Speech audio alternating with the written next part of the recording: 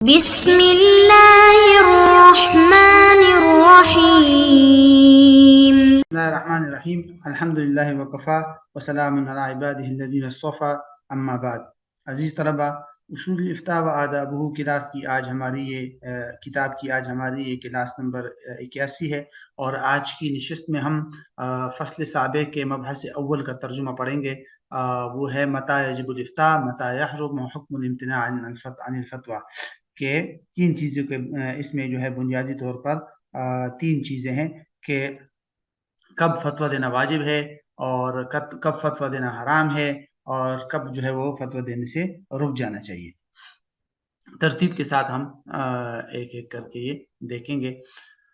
متى یجب الافتاء، کہ فتویٰ دینا کب واجب ہے. فرماتے ہیں کہ فتویٰ دینے میں اصل اصول تو یہ ہے کہ جب کئی اہل مفتیان موجود ہو، اہلیت والے، تو ان میں سے کسی ایک اہلیت رکھنے والے مفتی پر فتویٰ دینا فرض کفایہ ہے. لہٰذا اگر ان میں سے کوئی ایک بھی فتویٰ دے دے گا تو باقی حضرات سے فرض جو ہے وہ ختم ہو جائے گا. البتہ درج ذیل احوال میں فتویٰ دینا فرض عین ہے. یہ تین احوال ہے جس میں حضرت نے لکھا ہے کہ مفتی پر فتویٰ دینا جو ہے وہ فرض عین ہو جاتا ہے. وہ کون کون سے ہیں وہ تین احوال؟ الاول، پہلا مقام یہ ہے کہ جب کسی مفتی سے ایسی جگہ پر سوال پوچھا جائے جہاں کوئی اور اہلیت والا مفتی موجود نہ ہو، اور یہ مفتی اس حکم کو جانتا بھی ہو، تو اس پر فتویٰ دینا فرض ہو جاتا ہے، کیونکہ اللہ تعالیٰ نے واضح طور پر سورہ بقرہ کی اس آیت کے اندر فرمایا ہے کہ ان الذین یکتمون ما انزلنا من البینات والہدی من بعد ما بیناہ للناس فی الکتاب، یعنی کتمان علم کو منع کیا گیا ہے. اسی طرح دوسرا وہ مقام ہے وہ یہ کہ جب مفتی سے سوال کیا جائے اور سوال کرنے والا اتنی جلدی میں ہو کہ اگر اس کو فتویٰ نہ دیا گیا تو ڈر یہ ہے کہ وہ کسی ناجائز کام میں پڑ جائے گا. جیسے کسی مفتی سے نماز کے احکام سے کوئی حکم پوچھا گیا اور وقت اتنا تنگ ہے کہ پوچھنے والے کے لیے کسی دوسرے سے سوال کرنا ممکن ہی نہیں، اور وہ مفتی خود اس حکم کو جانتا بھی ہے، تو اس پر فرض ہو جاتا ہے کہ جواب دینا، اور اس کی دلیل بھی وہی آیت ہے جو ہم نے پہلے تحریر کر دی. تیسرا مقام فرماتے ہیں کہ تیسرا مقام جب کسی اہل شخص کو حکمران کی طرف سے مفتی مقرر کر دیا گیا ہو تو اس پر بھی فتویٰ دینا فرض عین ہو جاتا ہے، کیونکہ اطاعت اولی الامر کے تحت یہ آتا ہے. اللہ تعالیٰ نے یہ فرمایا ہے.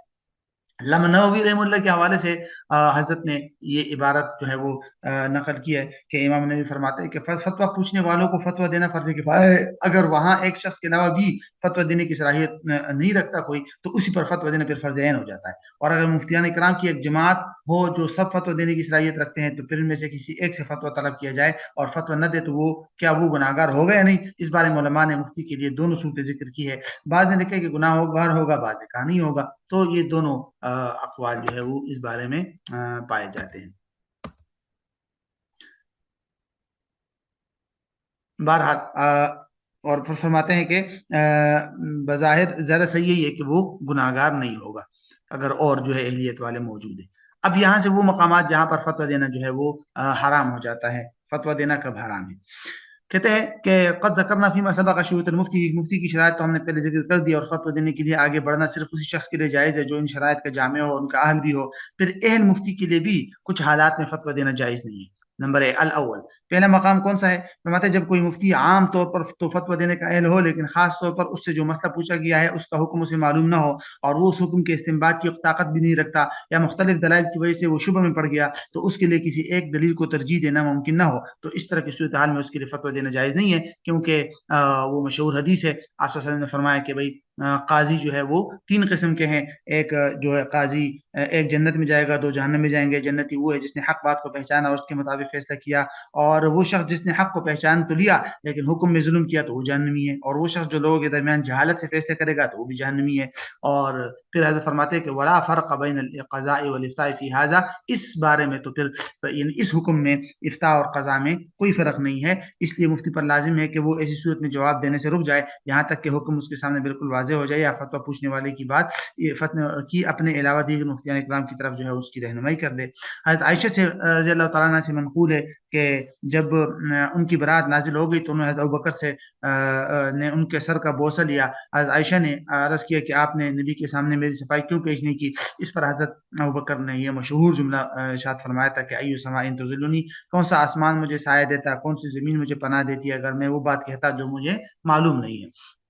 اور تو بہرحال اس کا مطلب یہ ہے کہ بھائی بغیر علم کے جو ہے وہ جو فتویٰ دینا جائز نہیں. اس طرح عروہ تمیمی سے روایت ہے، وہ فرماتے ہیں کہ بھائی حضرت علی نے فرمایا کہ جگر پر ٹھنڈک بھی کیا خوب ہے، یعنی وہ ابردہا علی الکبد، یہ تعجب کے لیے استعمال کیا اور خوشی کے لیے، اور 3 مرتبہ کہا. لوگوں نے پوچھا کہ امیر المومنین اس سے آپ کی کیا مراد ہے؟ انہوں نے فرمایا میری مراد یہ کہ کسی شخص سے ایسا مسئلہ پوچھا جائے جس کا اسے علم نہیں تو وہ کہہ دے کہ اللہ ہی خوب، یعنی اللہ جاننے والے. تو مطلب یہ کہ خود رک جائے. تو اس کی تعریف کی انہوں نے. اسی طرح پھر حضرت خالد بن اسلم، زید بن اسلم کی جو بھائی ہے، وہ کہتے ہیں کہ ہم حضرت ابن عمر کے ساتھ ایک سفر پر پیدل جا رہے تھے. ہمیں ایک دیہاتی شخص ملا. اس نے پوچھا کہ کیا حضرت آپ ابن عمر ہے؟ آپ نے جواب دیا ہاں. اس نے کہا میں نے آپ ہی کے بارے میں پوچھا تھا تو مجھے آپ کی طرف رہنمائی کر دی گئی. تو مجھے یہ بتائے کہ کیا پھوپھی بھی وارث ہوتی ہے؟ حضرت ابن عمر نے کہا کہ مجھے نہیں معلوم. اس پر وہ کہنے لگا کہ آپ کو بھی معلوم نہیں ہے اور ہمیں بھی معلوم نہیں ہے. ابن عمر نے کہا، حضرت اللہ تعالیٰ نے فرمایا کہ ہاں جب تم مدینہ منورہ میں علماء کے پاس جاؤ تو ان سے یہ مسئلہ پوچھ لینا. جب وہ شخص واپس چلا گیا تو حضرت ابن عمر نے ساتھیوں کو سمجھانے کے لیے اپنے دونوں ہاتھوں کو بوسہ دیا اور کہا کہ ابو عبد الرحمن نے کیا ہی اچھی بات کہی. اس سے ایک مسئلہ پوچھا گیا تھا جو اسے معلوم نہیں تھا تو اس نے کہہ دیا مجھے معلوم نہیں. پھر راوی نے جو ہے وہ اس کے بعد بقیہ حدیث ذکر کر دی. اسی طرح ابن عبد البر رحمہ اللہ کے حوالے سے حضرت نے نقل کیا ہے کہ انہوں نے امام احمد بن حنبل اور امام شافعی کے واسطے سے امام مالک کا یہ قول نقل کیا. وہ فرماتے تھے کہ میں نے ابن عجلان کو یہ کہتے ہوئے سنا کہ جب کوئی عالم لا ادری سے غافل ہو جائے تو وہ اپنی ہلاکت کو پہنچ گیا. اور اسی طرح ھذا من اعز الاسانید، فرماتے ہیں کہ یہ قول جو ہے اہم ترین اسناد میں سے، کیونکہ ان میں تینوں ائمہ جو ہے وہ ایک دوسرے سے روایت کر رہے ہیں. اور وکذالک اسی طرح ابن عبد البر رحمہ اللہ نے اپنی سند کے ساتھ جو ہے عقبہ بن مسلم کی بات نقل کی ہے کہ وہ فرماتے ہیں کہ میں ابن عمر کے ساتھ 34 مہینے رہا. اکثر ان سے کوئی سوال کیا جاتا تو وہ کہہ دیتے مجھے معلوم نہیں. پھر میری طرف متوجہ ہوتے اور فرماتے ہیں کیا تم جانتے ہو یہ لوگ کیا چاہتے ہیں؟ یہ لوگ چاہتے ہیں کہ ہماری پشتوں کو اپنے لیے جہنم تک کے لیے پل بنا لے. تو اس طرح کی بہت سارے آثار ہے آگے حضرت نے نقل کی ہیں، اور وہ سارے کے سارے اسی بات پہ ہیں کہ بھئی بغیر علم کے جو ہے وہ جواب نہیں دینا چاہیے. بہرحال یہ من اجاب فی مسئلۃ فینبغی قبل الجواب، یہ وہ مشہور جو ہے وہ قول ہے کہ جو آدمی جواب دینا چاہے کسی مسئلے میں تو اسے یہ پہلے سوچنا چاہیے کہ وہ اپنے آپ کو جنت و جہنم پر پیش کر رہا ہے. امام مالک رحمہ اللہ کے حوالے سے کہ انہوں نے بھی کئی مسائل میں یہ لا ادری کہا. تو بہرحال خلاصہ یہی ہے. اس کے بعد جو دوسری حالت ہے کہ جہاں پر فتویٰ دینا حرام ہو جاتا ہے، دوسرا مقام وہ فرماتے ہیں کہ الثانی، دوسرا مقام کہ جہاں پر فتویٰ دینا حرام ہو جاتا ہے وہ یہ ہے کہ جب فتویٰ دینا کسی خواہش یا فتویٰ لینے والے کے ساتھ کے تعلق پر مبنی ہو. اس طرح کے مفتی کو غالب گمان یہی ہو کہ وہ فتویٰ لینے والے کے ساتھ غفلت اور ناحق طور پر آسانی کا معاملہ کر دے گا. تو ایسی صورتحال میں بچنا چاہیے. سورہ صاد کی آیت نمبر 26 جو ہے وہ واضح طور پر یہ آیا ہے کہ ولا تتبع الہویٰ، کہ بھئی فیصلے میں خواہشات کی پیروی جائز نہیں ہے. الاقناع میں امام احمد کے مذہب کے مطابق جو کتاب ہے اس میں یہ واضح طور پر ہے کہ خواہشات پر حکم دینا اور فتویٰ دینا بالاجماع حرام ہے، اور مفتی کو اس بات سے بچنا چاہیے کہ وہ اپنے فتویٰ میں فتویٰ لینے والے یا اس کے مخالف کی طرف جھک جائے. تو مطلب یہ ہے کہ فتوے کے اندر اپنے ذاتی تعلقات کو استعمال کرنا یہ جائز نہیں ہے.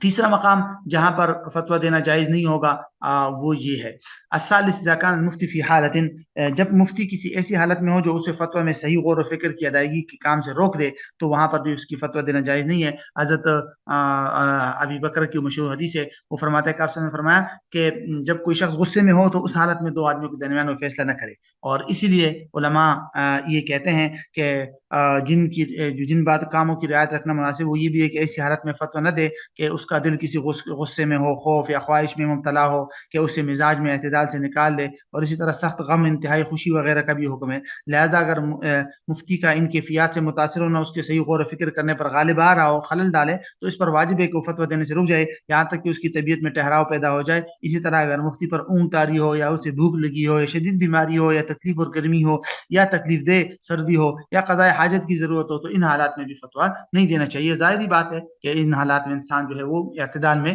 نہیں رہتا. الامتناع عن الفتویٰ، وہ مقامات جہاں فتویٰ سے دینے سے رک جانا چاہیے، تقریباً 9 مقامات تھے جو ابھی ہم نے گزشتہ نشست میں اس کا خلاصہ پڑھا تھا. تو ذرا وہ دیکھتے ہیں کہ مفتی پر یہ بات لازم نہیں ہے کہ جو سوال اس کے سامنے آئے وہ ہر حال میں اس کو جواب دے.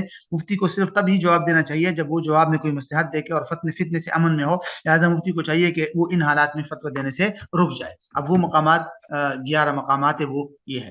پہلا مقام کہ جب مفتی کو یہ ڈر ہو کہ فتویٰ پوچھنے والا جواب حاصل کرنے کے بعد کوئی فتنہ کھڑا کرے گا یا فتویٰ کسی ایسے مسئلے میں ہو جس کے نتیجے میں کوئی ظاہری فساد پیش آتا ہو، یا یہ کہ فتویٰ پوچھنے والا فتوے کو غلط رنگ دے گا، تو مفتی کو فتویٰ نہیں دینا چاہیے، کیونکہ فساد کو دور کرنا مصلحت کو حاصل کرنے پر مقدم ہے. مشہور قاعدہ ہے. علامہ آجوری کے حوالے سے ہے کہ انہوں نے یہ فرمایا ہے کہ جب کسی شخص سے کوئی مسئلہ پوچھا جائے، ویسے معلوم ہو کہ ان مسائل میں سے جس سے شور شرابہ ہوتا ہے، یا ان مسائل میں سے جو مسلمانوں کے درمیان فتنہ پیدا کر دیتے ہیں، تو اسے چاہیے کہ اسے بچ جائے اور سوال کرنے والے کو جتنی نرمی سے ہو سکے اس بات کی طرف متوجہ کر دے جو اس کے لیے بہتر ہو. دوسرا مقام جہاں پر فتویٰ دینے سے رک جانا چاہیے وہ الثانی، وہ یہ کہ جب سوال ایسی بات کے بارے میں ہو جس میں غور و فکر نہیں کرنا چاہیے، کیونکہ یہ بھی لایانی کاموں میں سے ہے اور اس کا جواب جاننے سے سائل کو کوئی عملی فائدہ بھی نہیں ہوگا، تو وہاں پر بھی فتویٰ دینے سے رک جانا چاہیے. مثال کے طور پر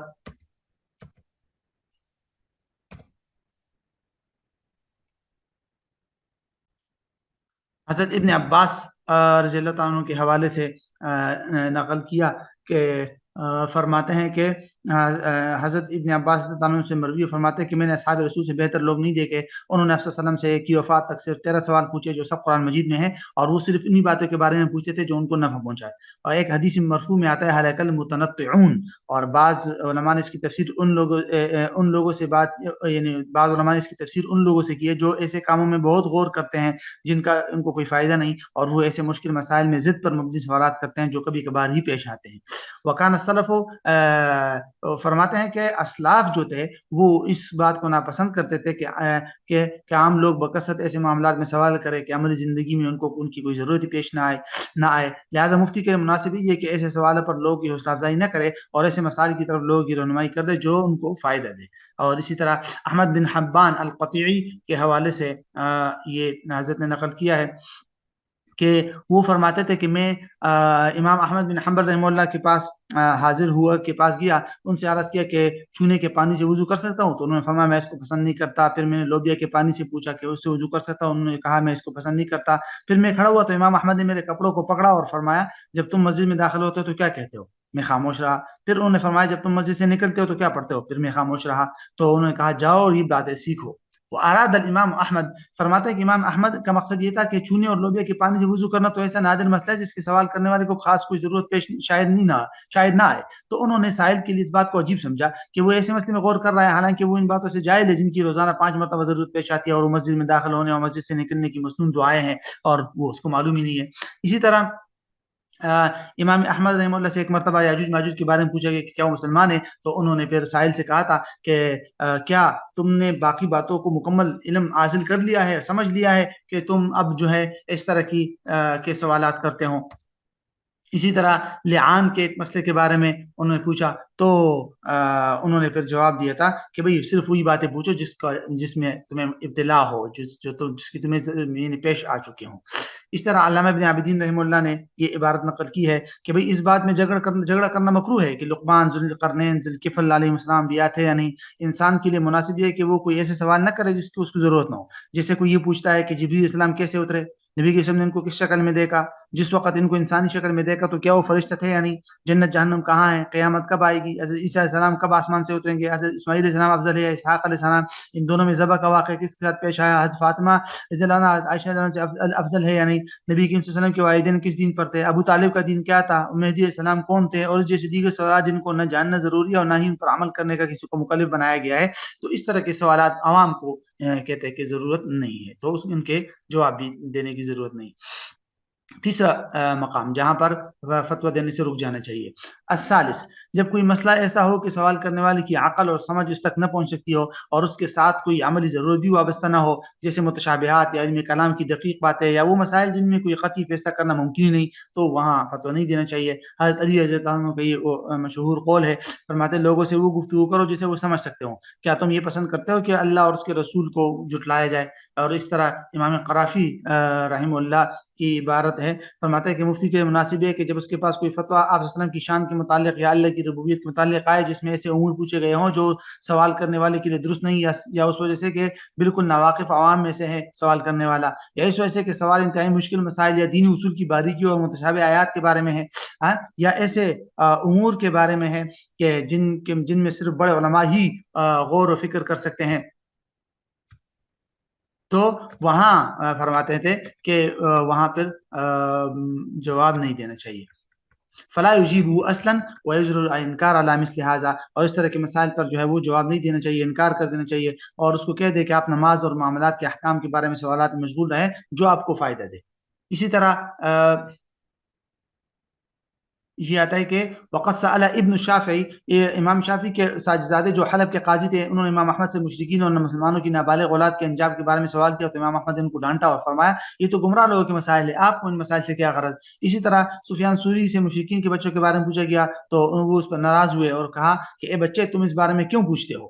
تو اسی طرح حضرت فرماتے ہیں کہ وکان والدی، اپنے والد رحم اللہ کے حوالے سے یہ حضرت نقل کرتے ہیں کہ وہ فرماتے ہیں کہ مفتی شفیع رحمۃ اللہ سے جب بھی کوئی ایسے امور کے بارے میں سوال کیا جاتا تو وہ جواب میں رسول اللہ علیہ وسلم کی حدیث پاک دیتے تھے کہ من حسن اسلام المرء ترک لا یعنی، اور فرماتا ہے کہ ثم وجدت، پھر اس کے بعد مجھے ایسی ہی بات امام مالک کے ایک بڑے شاگرد زیاد بن عبد الرحمن القرطبی جن کا لقب جو ہے وہ شبتون ہے، ان کے بارے میں ملی، انہوں نے ایک بادشاہ کے ساتھ بھی ایسا ہی کیا تھا. قاضی ایاز نے ان کا واقعہ نقل کیا ہے اور آگے حضرت نے اس کا پورا وہ واقعہ جو ہے وہ نقل کیا ہے. چوتھا مقام یہ ہے کہ بعض فقہا سے یہ بات منقول ہے کہ انہوں نے مفتی کو منع کیا ہے کہ وہ لوگوں کو ایسے مسائل میں فتویٰ نہ دے جو ان کو پیش نہ آئے ہو. اس کتاب کے شروع میں حضرت فرماتے ہیں کہ ہم نے اسلاف کے اقوال نقل کیے تھے جو ایسے مسائل میں گفتگو کو ناپسند کرتے ہیں جو ابھی تک پیش نہ آئے ہو. اس سے مختلف نقطۂ نظر بھی ہم نے بیان کر دیے تھے. وہاں ہم نے یہ بات بھی بتائی تھی کہ ایسے سوالوں کا جواب صرف طلبہ علم کو دینا مناسب ہے جو فقہ مہارت حاصل کرنا چاہتے ہیں، عام لوگوں کو ایسے سوالات پر حوصلہ افزائی کرنا مناسب نہیں ہے. اسی طرح پانچواں مقام یہ ہے کہ جب کسی مسئلے میں کا حکم کسی خاص شہر یا عرف کے قوم کے عرف پر مبنی ہو اور مفتی اس شہر اور قوم کے عرف سے ناواقف ہو تو وہاں پر بھی فتویٰ نہیں دینا چاہیے. علامہ ابن صلاح رحمہ اللہ کی یہ عبارت ہے کہ مفتی کے لیے یہ بات جائز نہیں ہے کہ وہ ایمان یعنی قسم اور اقرار اور ان تمام مسائل میں جن کا تعلق الفاظ سے ہوتا ہے وہ فتویٰ دے دے، سوائے اس کے کہ وہ شخص اسی شہر کا رہنے والا ہو جس نے وہ الفاظ کہیں، یا کم از کم اس شہر کے الفاظ سے جو مراد ہوتی ہے وہ ان کا جو عرف ہے اس سے وہ واقف ہو، تو اس شہر والوں یعنی بالکل ان شہر والوں کے برابر ہو. کیونکہ اگر ایسا نہیں ہوگا تو مفتی ان لوگوں کو بکثرت غلط فتوے بتائے گا، جیسے کہ تجربہ سے یہ بات ثابت ہے. چھٹا اور ساتواں مقام کہ جن چیزوں کے بارے میں سوال کرنا پسندیدہ نہیں ہے ان میں امام شافعی رحمہ اللہ نے ایک صورت یہ بھی ذکر کی کہ مشکل اور شر پر مبنی سوالات کیا جائے، جیسے کہ حدیث میں مبارکہ میں غلوطات سے منع کیا گیا ہے. اور ساتواں مقام مفتی سے کسی ایسے حکم کی علت کے بارے میں پوچھا جائے جو ایسی عبادات میں سے ہو جن کی اصل وجہ ہماری عقل سمجھ نہیں سکتی، جیسے مغرب کی یہ سوال کرنا کہ بھائی صاحب مغرب کی 3 رکعت جو ہے وہ کیوں ہے. اور اسی طرح آٹھواں جو مقام ہے، آٹھواں اور نواں مقام وہ یہ ہے کہ امام شاطبی رحمہ اللہ نے ایسے مقامات میں سے اس بات کو بھی شمار کیا کہ سلف صالحین کے درمیان جو اختلافات ہوئے تھے ان کے بارے میں سوال کیا جائے. اور حضرت عمر بن عزیز سے جنگ صفین میں شرکت کرنے والوں کے بارے میں پوچھا گیا تھا تو انہوں نے فرمایا تھا کہ یہ وہ خون ہے جن سے اللہ تعالیٰ نے میرے ہاتھوں کو بچائے رکھا، لہٰذا میں ان سے اپنی زبان بھی بچانا چاہتا ہوں، نہیں رنگنا چاہتا. اور نواں مقام یہ علامہ شاطبی نے انہی مواقع میں سے اس سوال کو بھی ذکر کیا جو ضد پر مبنی ہو، جس کا مقصد صرف مخاطب کو لاجواب کرنا یا جھگڑے میں دوسرے پر غلبہ پانے کی کوشش کرنا ہو. اس کے بارے میں قرآن کے اندر واضح طور پر منع آیا ہے جھگڑے سے کہ وہ الخصام اور اس طرح القوم الخصمون. اور ایک حدیث میں آتا ہے کہ ناپسندیدہ لوگ وہ ہے جو اللہ کے ہاں جو زیادہ سخت جھگڑالو قسم کے لوگ ہو. اور علامہ شاطبی رحمہ اللہ نے فرمایا کہ یہ چند مقامات ہیں جن میں سوال کرنا ناپسندیدہ ہے اور انہی پر بقیہ صورتوں کو بھی قیاس کر لیا جائے، پھر ان سب میں ممانعت برابر درجے کی نہیں ہے بلکہ بعض کی کراہت شدید ہے، بعض کی ہلکی، جبکہ کچھ سوال ایسے ہیں جو بالکل حرام ہے اور کچھ ایسے ہیں جن میں اجتہاد و اختلاف ہو سکتا ہے. تو بہرحال یہ پہلے مبحث کا خلاصہ تھا اور خلاصہ کے بعد اس کا ترجمہ بھی مکمل ہو گیا.